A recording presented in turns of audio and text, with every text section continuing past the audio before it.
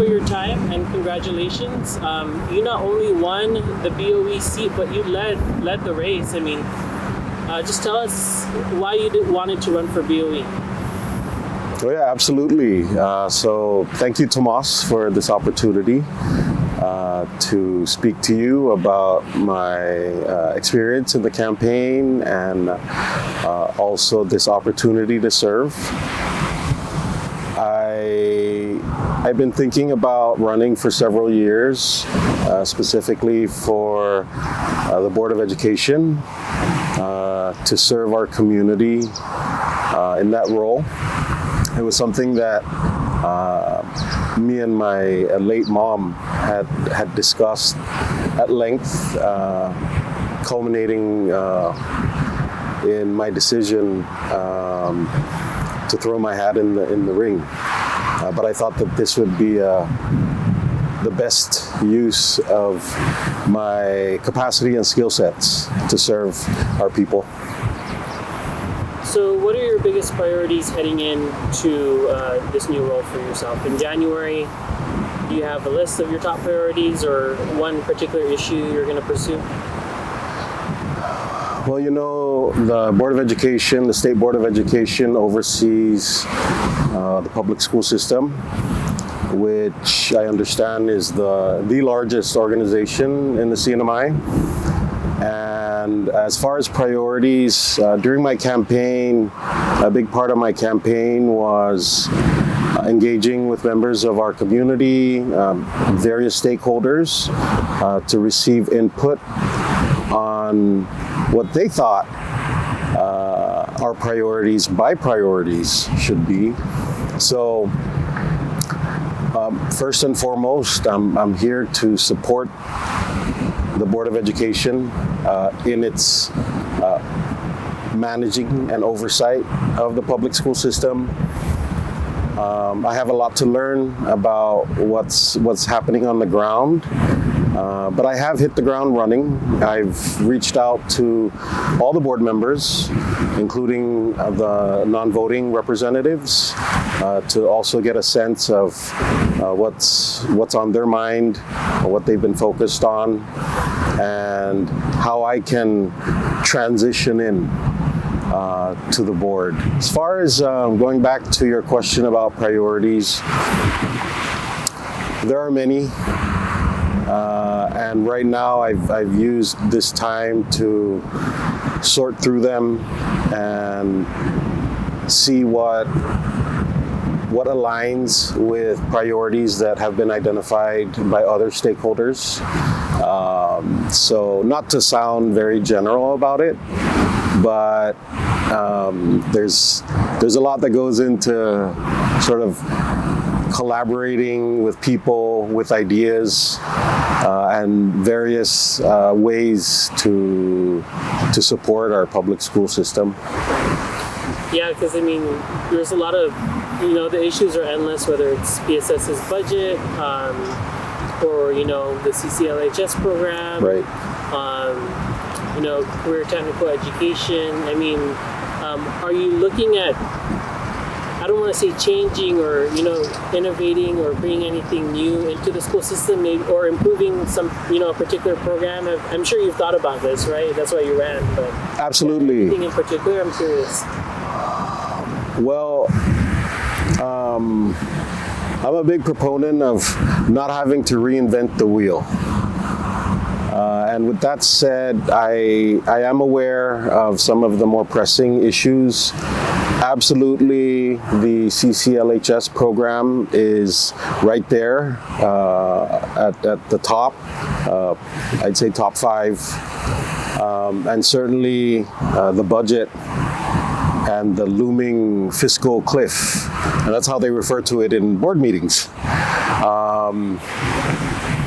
But it's also a fiscal cliff that, not just PSS faces.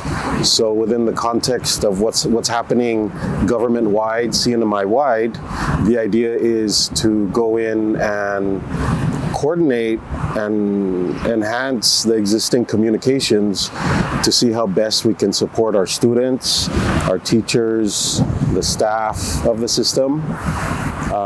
in a way that's also equitable for everybody and for all stakeholders. I also ran on a platform of stakeholder engagement. And so I've been so fortunate. Many people have reached out. I have friends, families, colleagues throughout the system, whether as parents, teachers, staff, central office employees. So I have some sense of what's happening. I'd like to learn more about the various successes. There are many, as well as challenges. Again, it'll really take coordination at the board level with the new incoming and newly elected board members, as well as the existing ones. I also intend on revisiting this issue of the teacher representative to the Board of Education. I've had a lot of very fruitful conversations with teachers and leaders in that space. And as a result, I've already committed to working to get our teacher rep to actually be a voting rep on the board. And so I've had those conversations. I've already spoken to several legislators about it. And so that's also an exciting initiative that I plan on pushing forward because it's important. It's been identified as important, and it's been a long-standing issue amongst the teachers to have, I guess, a more influential voice, if you will. And so I'm very supportive of that. And so you will have to amend the law. It's going to take a constitutional amendment. Wow. So okay. Yes. So that's going to be also part of my top 5 group of priorities, if you will. All right. Wow. Okay. I just wanted to also get your views generally on education. There's always the talk of, is college worth it? So I don't know, as a BOE elect, what do you see the role of PSS? Is it, are you a fan of, everyone should go to college if you can? We should make it that more accessible. Should we have more trades? Like, what's your thinking around, this huge school system, 10,000 students, and where we should be kind of directing them after they leave? I think for the longest time, the going idea was that, college is the next step. The world has changed. I mean, even before the pandemic. I haven't had the opportunity yet, but I'm going to be looking into statistics as far as how PSS is tracking graduates out of the school system, how our private schools are tracking their students, the rise and the growth and the importance of our trades and technical training education systems. But even during my time at the Office of Planning and Development, those were conversations that we had. Certainly, a big focus should be on workforce development, but it's also about what kind of jobs are we preparing our people to fill. So yes, absolutely trying to track where our graduates are going, see how best to support them. But I think it's safe to say that for the longest time, the spotlight has been on college and post-secondary studies, but I don't think the data is there to support that even a majority of our students have been doing that. So it's really about finding out where our people are going, and also listening to many of the stories that we hear about our graduates also having a different, the overwhelming majority don't leave the island. Many don't even see college as a pathway for them. So I'm very interested to see what that looks like, what the picture looks like, and how I can help support our people who graduate and don't see college necessarily as an option. But I think of the big three, you just have work, college, military, and now this growing presence in the trades. All right. We just have a few more minutes. I wanted to just open the floor to you to, address the community. Anything else you'd like them to know? You haven't even been sworn in yet, and we're talking, and like you said, you're hitting the ground running. So anything you want the community to know?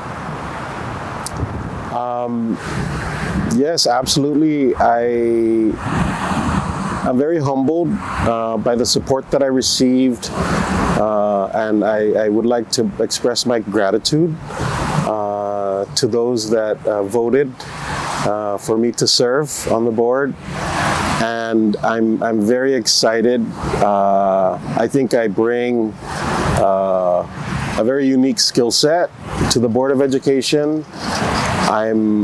I serve in various capacities, in multiple capacities, on different boards, and I'm involved in different community organizations.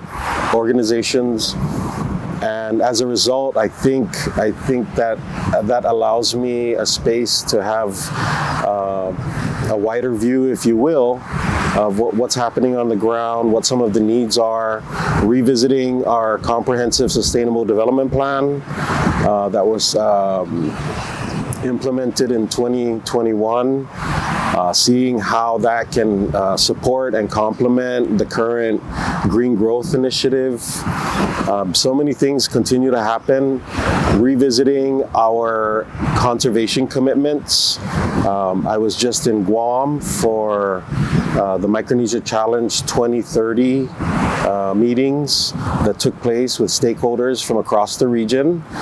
And a lot of the conversation as well focused on where are youth in the picture when it comes to conservation. You can see Managaha in the background. In September, we celebrated Chief Ogurub Day, and it was an amazing celebration this year. We had some phenomenal students from the cultural clubs, from our 3 high schools and one of our middle schools, FMS Middle School, and I'm absolutely excited to see how I can support the enhancement of our CCLHS program and identify the necessary funding to support that, because that's very important. And I'm here to serve in a way to ensure that we work towards revisiting and really identifying what are our values as people of the Commonwealth, what are our values as residents of the CNMI, what are our values as persons of Northern Marianas descent, as enshrined in our Constitution and our covenant.